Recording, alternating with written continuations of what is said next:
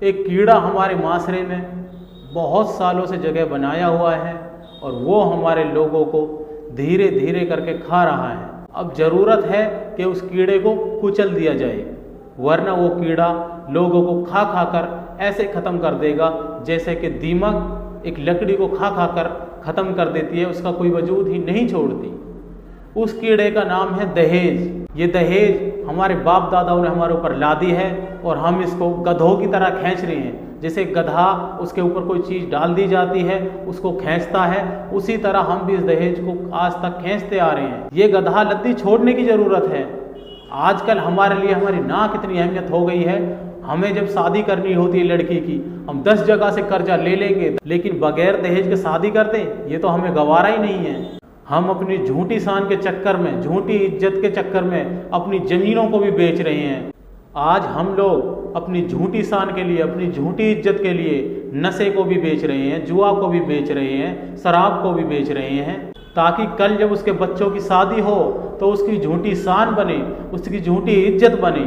یہ جہیز کا کیڑا ہماری رگوں میں ایسے سما گیا ہے، آج کل ہم حرام اور حلال میں فرق نہیں سمجھتے۔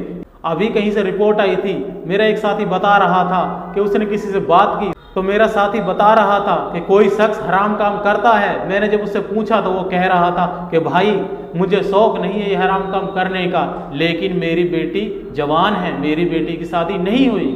اللہ کی قسم تم اس غلط فہمی میں ہرگز مت رہنا کہ تمہیں اپنی بیٹی کی شادی کرنی ہے اس لیے تم حرام کام کر رہے ہو۔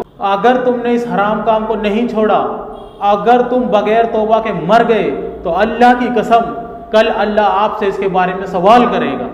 اللہ تعالیٰ نے تو 1 روپیہ ذمہ نہیں لگایا بیٹی والوں کے نکاح کے موقع پر، یہ آپ کے باپ داداؤں کی رسومات ہے جو وہ آپ کو پکڑا کر گئے ہیں اور یہ آپ اپنی جھوٹی عزت، جھوٹی شان کے لیے کر رہے ہیں۔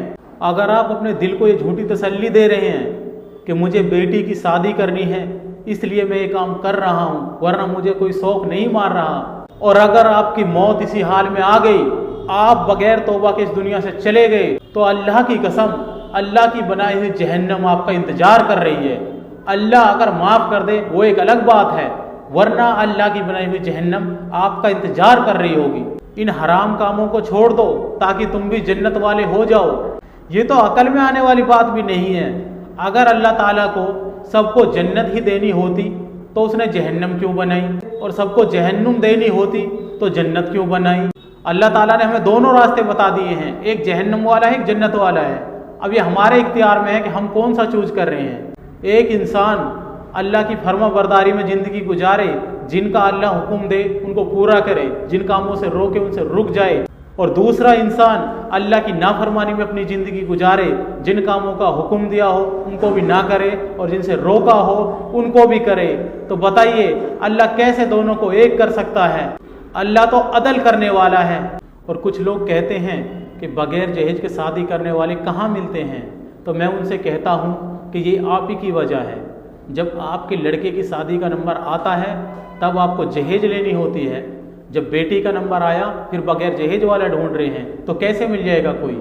پہلے تم اپنے بیٹے کی شادی بغیر جہیز کے کرو، پھر انشاءاللہ آپ کی بیٹی کی شادی بھی بغیر جہیز کے ہی ہوگی۔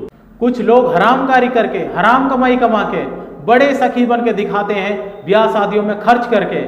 ان کو یہ نہیں پتا کہ ان کی وجہ سے جو لوگ غیرت مند ہیں، جو حرام کمائی نہیں کھاتے، ان کے لیے کتنی مشکلات ہو رہی ہیں۔ اللہ کے لیے، اپنی جھوٹی شانوں کے لیے اپنے آپ کو تباہ نہ کرو۔ اس جہیز کے کیڑا کو کچل دو تاکہ تمہارے آنے والی نسلوں کے لیے آرام ہو۔